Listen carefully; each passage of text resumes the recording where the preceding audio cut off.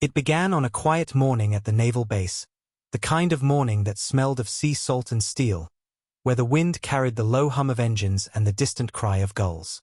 Inside the communications wing, the air buzzed with chatter, static, and laughter as recruits moved between their workstations.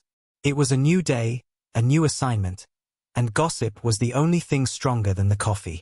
Someone had just pinned a fresh call sign to the assignment board, and the room couldn't stop talking about it. Iron Ghost. The words looked strange next to the modern, flashy nicknames like Viper, Falcon, and Echo One. It sounded like something dragged out of history, something too heavy, too slow, too serious.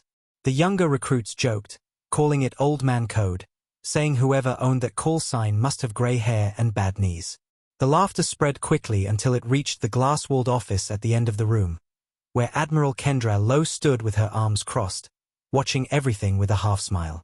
Kendra was a legend on her own terms, the youngest SEAL admiral in active service, the woman who had once led an entire operation off the coast of Africa and brought everyone home. She was sharp, fearless, and known for never letting anyone forget their place. Her gaze could silence a room, her voice could cut through excuses like a blade, and yet, when she saw that call sign, she raised an eyebrow and chuckled. "Iron Ghost?" she said aloud, shaking her head. "Who gave him that? His grandpa?" The room broke into laughter again, and she didn't stop them. She liked control, but she also liked testing people, especially the ones who didn't fit in. The door opened then, and the noise softened just a little. The man who stepped inside didn't look like anyone they expected. He wasn't young or polished, didn't carry himself like someone desperate to impress. He was quiet, with tired eyes and steady hands, his uniform clean but not new. His name Patch Red Reins, J. His boots didn't echo when he walked. He moved like someone used to blending into the background. Some of the recruits exchanged smirks, elbowing one another. This couldn't be the guy, could it? The Iron Ghost? He looked more like someone who should be teaching math at a high school, not operating military comms. Admiral Kendra folded her arms and smiled in that thin, cold way of hers. "So, you must be our mysterious reservist," she said, her tone dripping with sarcasm. "Jack Rains, is it? Or should I say," she leaned forward slightly, her lips curling, "Iron Ghost?" The room laughed again, the sound bouncing off the metal walls. Jack stopped near the edge of the table, his eyes calm, the faintest trace of amusement in his expression. He said softly, his voice level and respectful. "You'll remember the name Iron Ghost when it matters." Something about the way he said it made a few people stop smiling. His tone wasn't loud or angry. It was quiet, too quiet, the kind of quiet that carried weight. Kendra blinked, caught off guard for just a heartbeat, then shrugged. "We'll see about that," she said coolly. "For now, you're on communication relay. Don't touch anything you can't spell."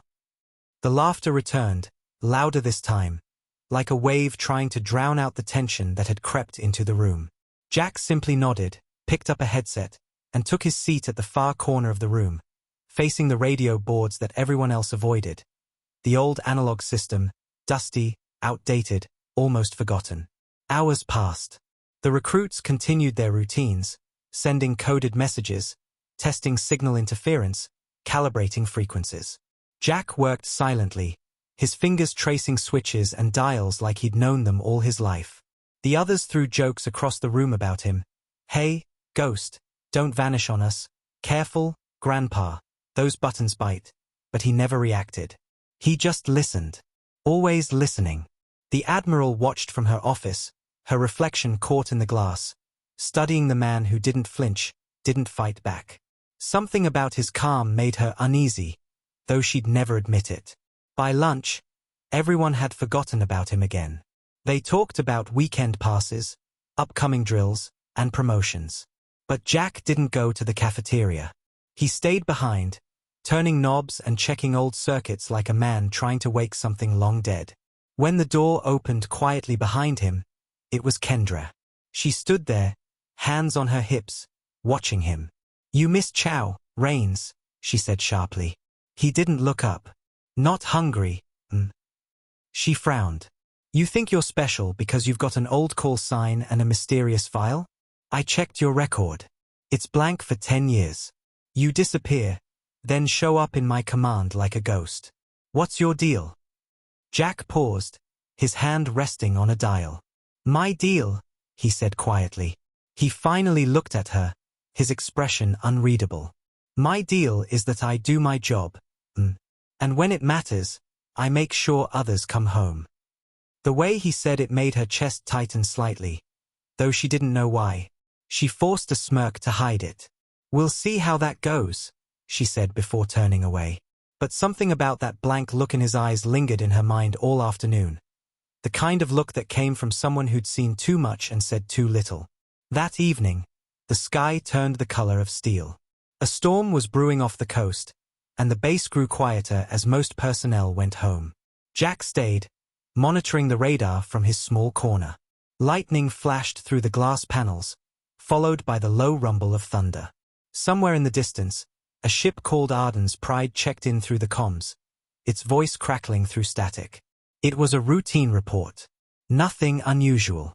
But Jack leaned closer, listening carefully, and caught something wrong. The signal stuttered, paused, and repeated a sequence, 3 short bursts, 1 long. It was almost too quick to notice, but his eyes narrowed. That wasn't just interference. That was a distress pattern. One so old no one used it anymore. He frowned, adjusted the frequency, and listened again. There it was, 3 short, 1 long. Over and over. He picked up his headset. Command, this is Rains on Channel 12, he said. I've got an unidentified pattern coming from Arden's Pride. Might be a silent distress code. The response was instant. Kendra's voice, annoyed. Rains, it's late. Probably just weather interference. You're chasing ghosts. He hesitated. With respect, that's not weather. That's manual. Someone's tapping a code. Silence followed for a moment, then her voice again, sharper this time. Are you sure? Yes. Minutes later, the command room lights flickered on again as Kendra entered with 2 officers behind her. All right, Ghost, she said tightly, show me what you've got. He pointed at the board, at the faint pulse on the monitor. She listened. 3 short beeps, 1 long. Over and over. She looked at him, skeptical but uneasy. What does it mean? She asked. He glanced at her, his voice steady. It means they're being jammed. Kendra straightened. That's impossible. There's no hostile presence within 100 miles. Then you're about to have one, he said simply. The officers exchanged uncertain looks. Before she could question further, another sound broke through, the long wail of an alarm echoing through the base corridors. Incoming alert, unidentified vessel approaching perimeter. A voice shouted from the hall. The Admiral spun around, barking orders. All stations online. Activate tracking grid. Chaos erupted as the base scrambled to respond. Amid the shouting and flashing lights, Jack stayed calm. He slid his chair back, fingers flying over the old manual system. You're not going to catch them like that, he said quietly.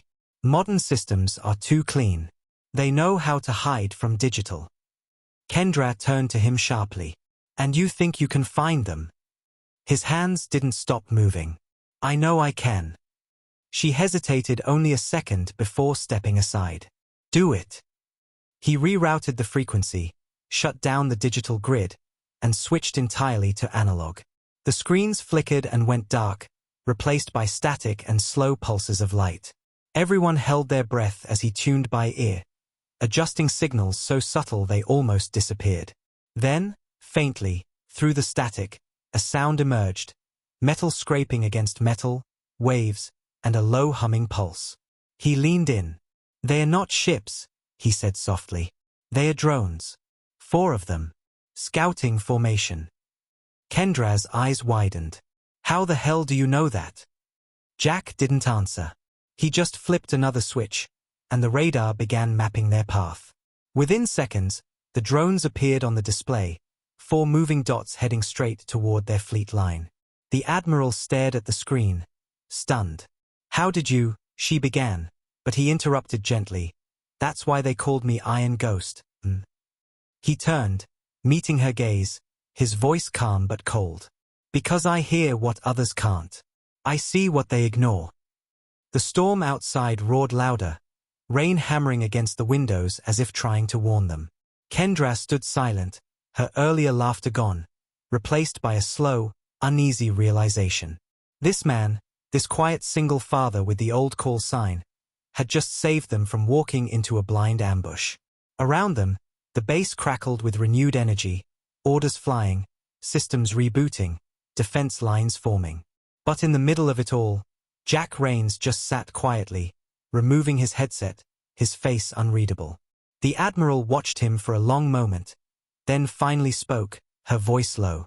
Rains, she said softly, what are you not telling me? He looked at her then, his eyes heavy with something between pain and memory. Some ghosts, he said quietly, don't like to stay buried.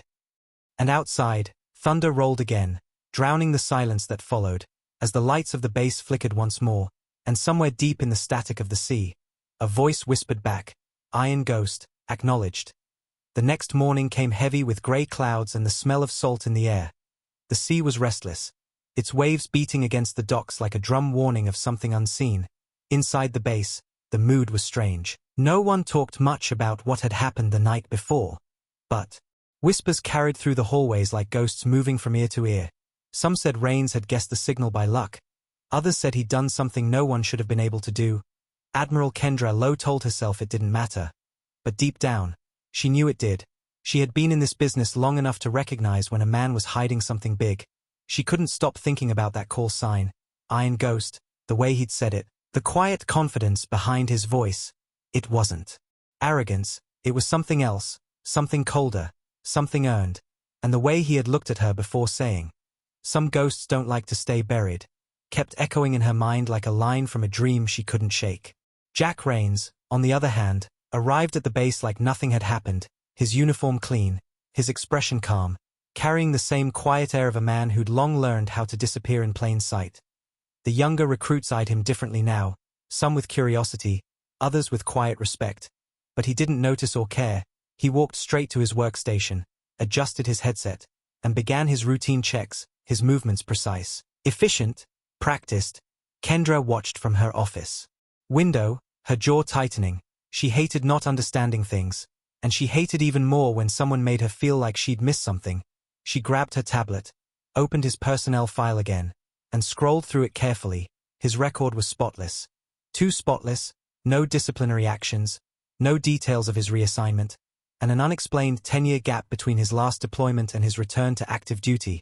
It didn't make sense. No one just vanished from the Navy for 10 years and came back as if nothing had happened. But there it was, a blank space where a life should have been. Later that day, while everyone gathered in the briefing room, Kendra walked in, her boots clicking sharply against the floor. The chatter stopped instantly. She stood tall, confident as always, her gaze sweeping the room. Last night's incident was contained, she said firmly. But it exposed gaps in our communication system, gaps that almost got a fleet compromised. She paused, her eyes moving toward Rains, who stood quietly near the back. We got lucky, she continued, and luck isn't a strategy. A few chuckles broke out, but she didn't smile. She turned to the tech crew. You'll run new diagnostics on all analog backups, including the ones you've ignored since training. She nodded toward Jack, and Rains will assist you. The recruits shifted uncomfortably. None wanted to admit they didn't know how half of those systems worked. You can start by learning something from him, Kendra added, her tone carrying both challenge and sarcasm. Jack simply nodded. Yes, he said softly. As the others dispersed, Kendra stopped him with a glance. Walk with me, she ordered. He followed her down the long hallway that led to the observation deck overlooking the sea. The wind outside howled, whipping her short hair across her face. Who taught you that code? She asked suddenly, her tone sharp, but Jack didn't answer right away. He stood beside her, staring out at the water. It wasn't a code, he said quietly. It was a warning. She frowned. From who?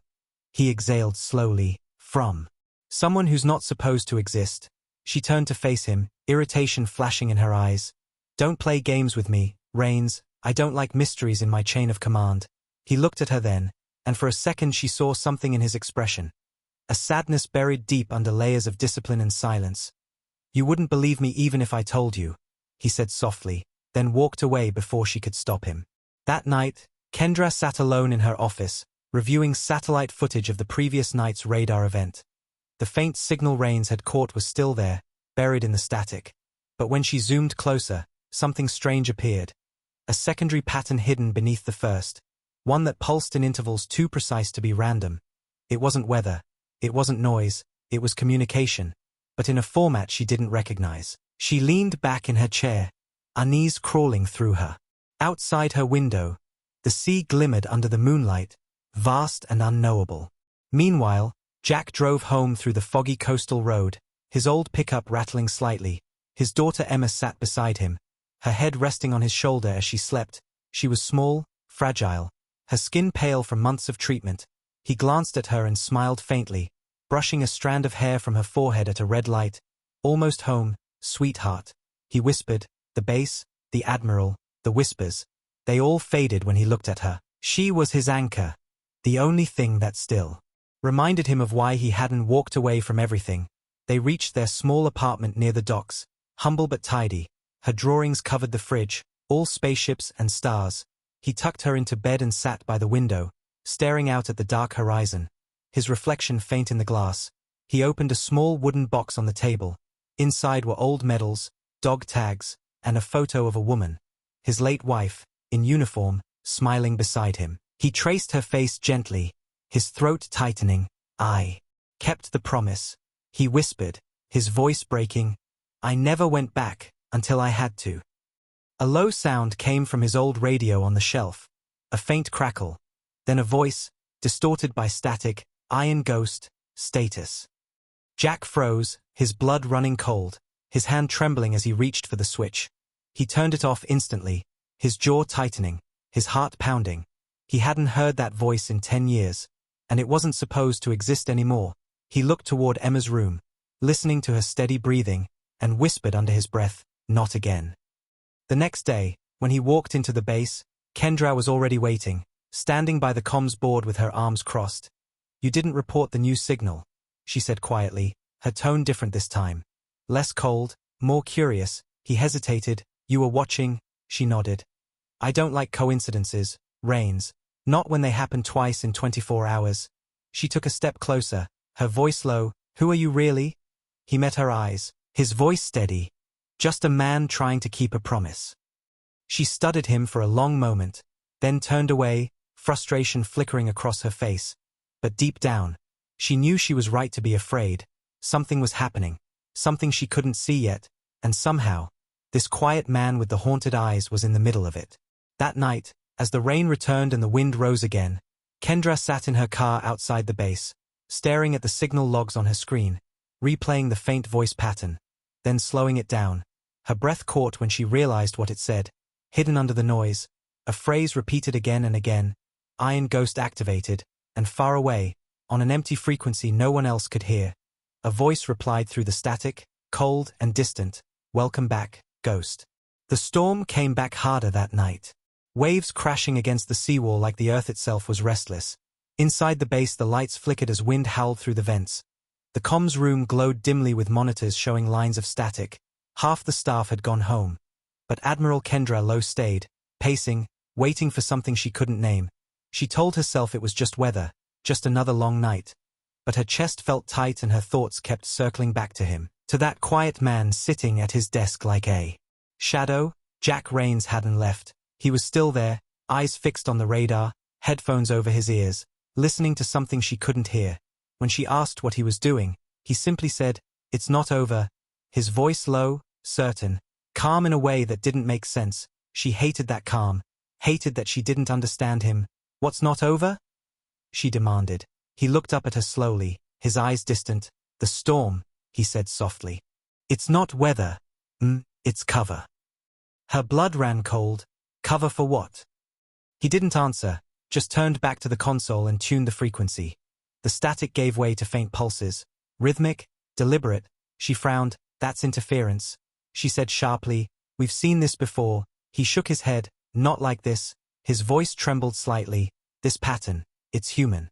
He wrote something quickly on a notepad. Numbers, intervals, translating the sounds into words. Then he stopped, staring at the paper like he couldn't believe it. She stepped closer.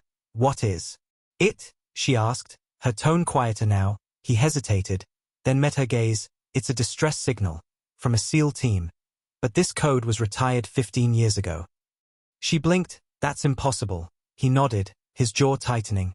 So was I, he murmured, before standing and heading toward the main transmitter. Rains, she called, following him down the corridor. You're not authorized to open that channel. He didn't stop.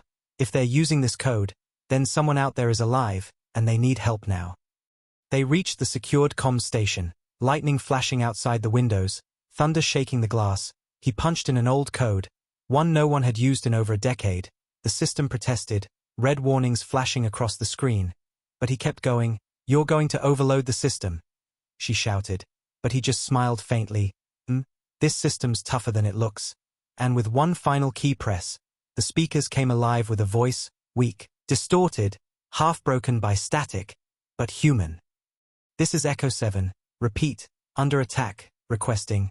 Then the line cut out, silence filling the room like a living thing. Kendra froze, her throat dry. Echo 7? She whispered. That call sign was decommissioned, that team. Her words trailed off. She remembered now, a mission gone wrong. A team lost off the grid, presumed dead. She looked at him, realizing slowly that his hands were shaking. You were on that team, weren't you? She said quietly. He closed his eyes, exhaling through his nose. I was their comms officer, he said, and the only one who made it back. For a long moment, the only sound was the storm hammering against the glass. She stared at him, understanding dawning in her eyes, the blank records, the silence, the missing years. He hadn't vanished, he'd been buried, hidden by the same system that created him. What happened out there? She asked, her voice softer now, almost afraid to know. He turned back to the console, his reflection pale in the glow of the screens. We were sent on a mission that wasn't supposed to exist, he said. We walked into a trap, our own signals turned against us. One by one they went silent. I tried to call for help, but command denied our channel, said we were ghosts. His voice cracked slightly, the mask breaking. I spent 3 days listening to their voices fade one by one, until there was nothing left but static. He swallowed hard, his hand gripping the edge of the desk. They called me Iron Ghost because I was the last one still transmitting, the one who wouldn't die. Kendra said nothing, her throat tight, her chest aching. She had seen men broken before, but this was different. This was a man carrying the weight of voices the world had chosen to forget. She wanted to say something but the words stuck in her throat. Before she could speak, the speakers crackled again, that same faint voice breaking through the storm. Iron Ghost, come in, repeat. Iron Ghost. Kendra's eyes widened. They're calling you, she whispered. He nodded slowly, tears welling in his eyes. I know, he said, his voice barely a breath. And I can't ignore them again. He grabbed the headset, adjusting the frequency manually, the system flickering as he forced a signal through the interference. This is Iron Ghost, he said, his tone steady but trembling underneath. Identify yourself. Static filled the air for a long, painful moment. Then the voice came again, clearer this time. Iron Ghost, it's Hale. We made it out, but we're not alone. Kendra's heart pounded. Hale? She repeated, remembering the name. Captain Marcus Hale, one of the most respected SEAL leaders of the last generation, reported killed in action with Rain's team. That's impossible, she said. His dead? Jack's voice was hollow. Not anymore, he whispered. The line filled with bursts of static, gunfire faint in the background. Then Hale's voice again, shouting over the noise. They found us. Ghost, you have to listen. The same signal that trapped us is active again. They're coming for. The transmission cut off with a shriek of feedback. Sparks flying from the console. The power flickered, plunging them into near darkness. Kendra stumbled back, her pulse racing. What the hell was that? She shouted. Jack's face was pale, his breathing fast. It's them, he said quietly. The ones who jammed us before, they're not done. He looked up, his eyes dark with determination. Admiral, if you want to save your fleet, you need to listen to me. Because this time they won't stop at one team. They'll take the whole damn coast. She stared at him. torn between disbelief and the icy chill of truth creeping down her spine. "Who are they?" she asked, her voice shaking. He looked at her, his expression haunted. "The ones who made us ghosts." For the first time since she'd met him, Admiral Kendra Lowe felt fear she couldn't hide, not from the enemy, not from the storm outside, but from the quiet man in front of her. The man everyone had mocked, the man the Navy had forgotten, the man who had just brought a dead voice back to life through static and silence. And somewhere deep inside her, she knew one terrible thing: Jack Rains wasn't finished, and whatever was coming, the nightmare he had escaped, was about to rise again. The rain kept falling hard against the base windows, a steady curtain of gray that blurred the horizon and drowned out the world beyond. The storm had no mercy, and neither did the truth that had just crawled back from the dead. Admiral Kendra Lowe stood frozen in the comms room, the static still ringing in her ears, the ghostly voice of Captain Hale echoing over and over in her mind. "They found us. They're coming for you." It didn't make sense, it wasn't possible. The man had been dead for more than a decade, his mission buried under classified seals, his name carved on the memorial wall by the docks. She turned to Jack Rains, her voice trembling despite her effort to sound firm. "Tell me what's going on," she demanded. "Who are they, Jack, and how the hell is Hale alive?" Jack didn't look at her, his eyes fixed on the radio board flickering with faint static, his hand still resting on the dial as if letting go might make everything real. His voice came out low, quiet, almost like a confession. "The mission we were sent on wasn't just recon, it was containment," he said. "We weren't supposed to find them. We were supposed to erase them." Kendra frowned. "Erase who?" He finally turned toward her, his face pale under the blue light. "A rogue signal network, Black Ops, off the books. They could hijack any comms line in the world, control ships, drones, even entire fleets without leaving a trace. They called it Project Silence." Her blood ran cold. She'd heard rumors of that name once, buried in whispers between old commanders, but it was always dismissed as myth. "That project was shut down," she said sharply. "Classified, dismantled." Jack gave a small bitter smile. "That's what they told me too, right before they used us to clean up their mess, and when it went wrong, they shut us down instead." He ran a hand through his hair, his voice cracking slightly. "Hale tried to call it in, but command jammed us," said no one. "Could know, so they buried it. They buried us." He looked up at her, eyes glistening with old grief. "I was the only one who made it out because I broke protocol. I transmitted our coordinates using civilian channels. It's the only reason I survived, and it's the same reason I disappeared. They called it desertion, but really, they just didn't want me to talk." Kendra's stomach twisted, the weight of his words heavy in the air. "And now?" she whispered. "Now they're back," he said simply, turning back to the console. "And if Hale's still alive, then they're hunting him again, because his proof the mission never died." He adjusted the signal receiver, his movements faster, desperate. "We have to find him before they do." Kendra stepped closer, her voice firm again. "If what you're saying is true, then you've just broken every security protocol this base has." He gave a dry laugh. "I broke those 10 years ago." He flicked another switch and the sound of overlapping frequencies filled the room, voices merging into static. But beneath it was something else. A pulse, rhythmic, mechanical, like a heartbeat hidden under noise. Kendra frowned. "What is that?" He didn't answer right away, just stared, the color draining from his face. "That's not Hale," he said softly. "That's them." Suddenly the base alarm screamed, red lights flashing across the walls. The speakers came alive with the voice of the chief technician. "Admiral, we've got multiple pings on long-range radar. Unidentified craft approaching from open sea." Kendra's training took over. She barked orders, "Lock down all sectors, get our patrols in the air." She turned to Jack. "How many?" He listened to the faint clicking of the radar beacons before replying, his tone grim. "4, maybe 5, unmanned, but heavy and fast." The storm outside rumbled louder as if nature itself was reacting. The lights flickered. Power dipped for a second before stabilizing again. "They're using the weather," Jack said, his voice low. "It's the same tactic they used before. The storm hides their signal signatures until it's too late." Kendra stared at him, her pulse racing. "You've seen this before." He nodded. "I've lived it." Thunder rolled again, shaking the glass, and then, through the chaos of alarms and shouting officers, a voice broke through the base comms channel, smooth, distorted, cold. "Hello, Ghost. it said, slow, deliberate. You shouldn't have come back. Everyone froze, the air turning heavy, Jack's breath caught, the blood draining from his face. It can't be. He whispered. Kendra looked around sharply. Who is that? Jack didn't move, didn't blink. The one who took my team, he said softly. The one who never dies. The voice continued, mocking. You should have stayed buried with the others. But since you didn't, we'll finish what we started. The signal cut off, leaving behind a long shriek of static that made everyone flinch. Kendra turned to him. What does it want? He looked at her with hollow eyes. To make sure no one hears the truth again.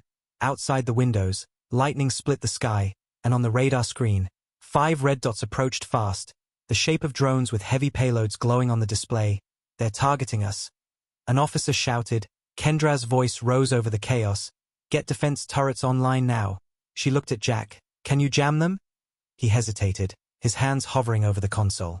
Not jam them, he said, but maybe talk to them. She blinked. Talk to them? They're machines. He shook his head slowly. Not these. They're linked to the same AI network we found years ago. They can hear me. They know my voice. Kendra hesitated, torn between disbelief and desperation. Then make them stop, she said, her tone softer now, pleading. He nodded, closing his eyes as he reached for the old transmitter, tuning through the static until the pulse matched. Then he spoke, voice low but steady. This is Iron Ghost, he said. Stand down, end sequence, override Alpha 27. The room fell silent, only the hum of equipment and the storm outside filling the air. For a moment, nothing happened, and then, one by one, the red dots slowed, hovering over the sea, the base shaking from the echo of their engines. They're listening, Kendra whispered, awe in her voice. But Jack's hands were trembling, sweat dripping down his forehead. Not for long, he said. They're fighting it. The radar beeped again, one of the dots turning back toward the base, the others following like wolves circling prey. They're overriding my command, he said through gritted teeth. They're not just drones anymore. They've learned. Kendra moved beside him, her voice trembling now. Then what do we do? He looked at her, his eyes calm despite everything. You evacuate your people, he said. And I finish what I started 10 years ago. She shook her head. I'm not leaving you here. His lips curved into a faint, tired smile. You don't have a choice. Outside, a streak of light tore through the sky, the first missile lighting up the clouds, and in that moment, as alarms screamed and the base shook under the impact, Kendra realized something she hadn't before. The man she had mocked, the man she'd thought broken, wasn't a ghost at all. He was a survivor, and he was about to save them all again, even if it meant vanishing back into the silence that made him who he was, Iron Ghost. The explosion hit before anyone could react. The base shuddered as if the earth itself had been struck, glass shattered, alarms wailed, and in the chaos of blaring lights and screaming metal, the sea outside turned into a wall of fire. Admiral Kendra Lowe was thrown to the floor, the air ripped from her lungs, her ears ringing with the sound of destruction. Smoke filled the room instantly, acrid and choking. She coughed hard, her eyes stinging as she crawled toward the console. Rains? She shouted through the noise. Jack, where are you? But all she heard was static and the distant roar of engines outside. Another drone slammed into the water, exploding in a burst of light that painted the windows red. For a heartbeat, everything was chaos. Then through the haze she saw him. Jack Rains, standing at the far end of the comms deck, his uniform torn, blood on his temple, but his hands steady on the radio controls. His voice calm even as the world around them burned. Stay low, he called out. They're not done yet. She stumbled toward him, grabbing the edge of a table for balance. You need to evacuate, she yelled, but he shook his head, his eyes locked on the flickering radar. I can stop them, he said quietly, but I need time. She looked at the screen, for red dots still moving closer, fast and precise. Stop them how? He turned to her then, his face streaked with dirt and blood, his voice softer now, almost a whisper. By finishing what I started 10 years ago. She shook her head, fear flashing through her. You can't fight them alone, Rains. We need to regroup, he interrupted. If I don't, there won't be a base left to regroup with. Another blast shook the room, lights flickering, ceiling panels crashing down. The building groaned like a wounded beast. Still he didn't move, his fingers flying over the controls. Entering long-forgotten override codes that the current Navy didn't even know existed, Kendra realized he wasn't just fighting the drones. He was reaching back into a system buried so deep it had been erased. She could hear his breath hitch between keystrokes, the sound of strain in every word. "They're running on the same code we built for Project Silence," he said. "The same one that turned on us. I can't destroy them, but I can turn them against themselves." Her heart pounded as she grabbed his arm. "You'll kill yourself doing this." He looked at her, his voice low, almost gentle. "Maybe, but if I don't, they'll kill everyone else." There was no hesitation in his eyes, just acceptance, the kind that comes from a man who has carried guilt too long and finally found a way to make it right. "You don't understand," he said softly. "I've been waiting for this." She didn't know what to say. The sound of another explosion filled the air, the walls. Trembling, she turned to the comms officer. "Get everyone out now," she barked, her voice sharp and commanding again. The few remaining staff began to flee down the corridor. But she didn't move. She stayed by his side. "You're not doing this alone," she said firmly. "If you're going to die, you'll die with an Admiral watching you break every rule I ever enforced."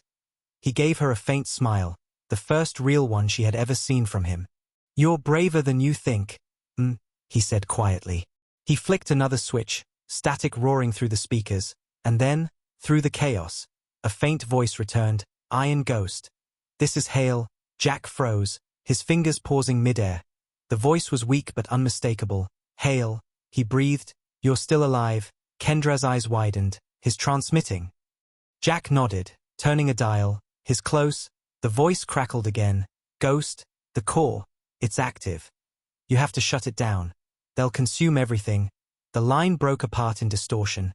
"Jack, what core?" Kendra demanded. He looked at her with hollow eyes. "The original network core from Project Silence. It's still online. They're not just drones. They're trying to rebuild it." She stared at him, realization dawning like a blade to the chest. "You mean this attack isn't about us?" "No," he said. "It's about control." He opened a secured channel, rerouting the signal through a buried line. His hands steady even as the building trembled. Kendra watched him type in a string of commands so old they predated her entire career. The lights dimmed, the hum of the machines deepened. "What are you doing?" she asked. He didn't look up, ending the war they started. Then he pressed the final key. The monitors flickered violently, every light in the room turning red. Outside, the last drone screamed toward the shore, but then stopped midair, its engines cutting out an eerie silence. One by one, the others followed, hovering in the storm like broken marionettes. "You did it," she whispered, but he didn't move, his eyes focused on the data stream pouring across the screen, the code rewriting itself line by line. "Not yet," he said weakly. "I rerouted the signal through me. They're feeding on my channel. Once the link breaks, they'll shut down permanently." She felt her heart sink. "You're using yourself as the bridge." He smiled faintly. "It's poetic, isn't it? The ghost that ends the silence." The static rose louder, drowning out the storm. She reached for him. "Jack, don't do this." But his voice was calm, steady, full of something she hadn't heard from him before. "Peace, it's okay, Admiral," he said softly. "This is how it should end." The radio's glow reflected in his eyes, bright white, almost blinding, the code accelerating faster and faster, the system overheating, sparks flying from the consoles. He winced, blood dripping from his nose. But still he didn't stop. "Tell them," he said through gritted teeth. "Tell them ghosts can still keep their promises." The moment the words left his lips, the screens went black, the hum died, and outside the storm seemed to stop breathing. The drones hung motionless for a second before falling into the sea one by one. Their engines silent, their lights extinguished. Kendra stood frozen, the silence in the room deafening, the smell of burnt wires thick in the air. Then she turned slowly toward him. "Jack," she whispered. He sat slumped over the console, smoke rising from the ruined panel, his head bowed, the faintest smile still on his lips. She rushed forward, grabbing his shoulders. "Reins," she shouted, shaking him. But his body was still, his hands still resting over the switch, the light from the broken radio reflecting softly on his dog tags, the name Iron Ghost carved faintly beneath the rust. Her throat closed, tears burning her eyes. She rested her forehead against his shoulder, whispering, "You kept your promise." The power flickered once more, and through the broken speaker came one last faint transmission, barely audible. Ghost, mission complete, welcome home. She closed her eyes, her hands trembling, and for the first time in her long career, Admiral Kendra Low let herself cry, not for a soldier lost, but for a man who had carried the weight of silence alone, and finally, at the edge of the storm, found peace in it. The dawn came quietly, soft light spilling across the wrecked base like a slow forgiveness.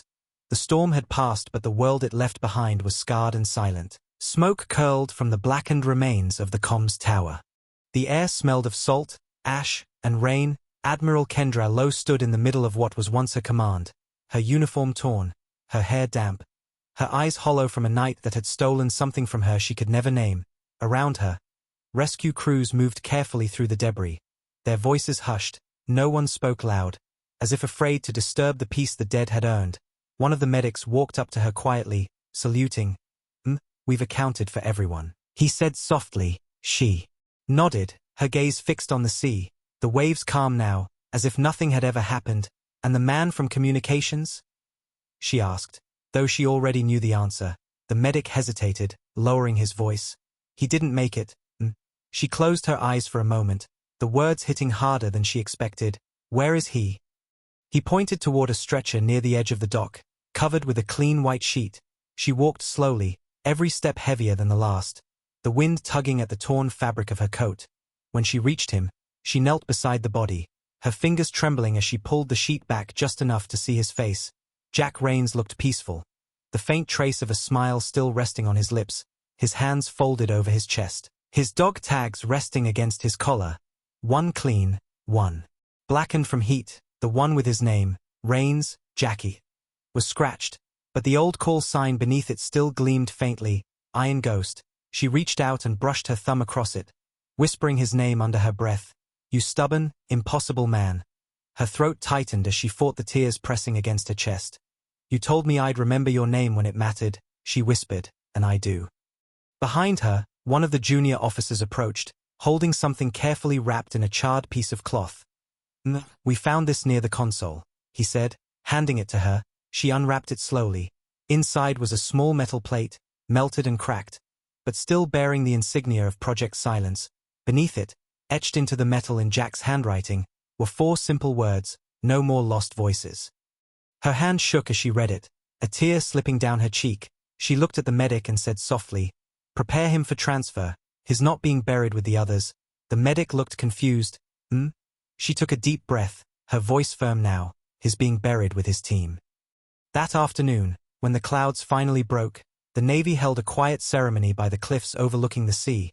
There were no reporters, no press, no cameras, only a handful of soldiers who had seen what he'd done.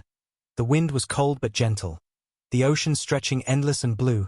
Kendra stood before the row of flags, the sound of waves below like the rhythm of a heartbeat. The chaplain spoke briefly, but his words blurred into the wind. When it was her turn to speak, she stepped forward, holding the small black box that contained Jack's tags, her voice steady but soft. He wasn't just a soldier, she said. He was the man who reminded us that duty isn't about following orders. It's about listening to the voices that others choose to ignore. Her gaze drifted toward the sea. He was called Iron Ghost, but there was nothing cold or hollow about him. He was the last echo of a promise we forgot to keep, and he made sure we would never forget it again. She paused, swallowing hard. Before continuing, he once told me that ghosts don't like to stay buried, and maybe he was right, because his voice will stay with us, in every signal, in every silence. As she finished, the honor guard fired the salute, 3 sharp bursts echoing over the waves, and for a moment, the sound of the rifles seemed to blend with something else, faint and distant. The soft crackle of a radio frequency flickering to life. One of the technicians standing nearby looked up in surprise. You hearing that? He whispered, the faint static carried through the speakers of a nearby comms unit.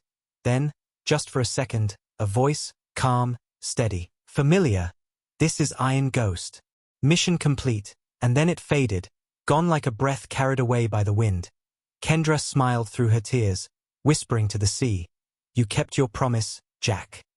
Years later, recruits at that same base still spoke of that night, of the storm that almost swallowed them and the man who stopped it. They said sometimes, on quiet evenings, when the sea was calm and the radios were silent, the old analog line would flicker for a second, just long enough to catch a faint whisper in the static. a call sign that no one ever forgot. Iron Ghost, Admiral Kendra Lowe, now older, would sometimes visit the memorial at dawn. A small brass plaque placed among the names of the fallen, it read simply, Chief Communications Officer Jack Rains. He heard what others could not. She would stand there for a long time, watching the sunrise spill across the water, and in those moments, when the waves broke softly against the rocks, she could almost hear his voice again, quiet, strong, unshaken, whispering through the wind, "Some ghosts never die, they just make sure no one else does."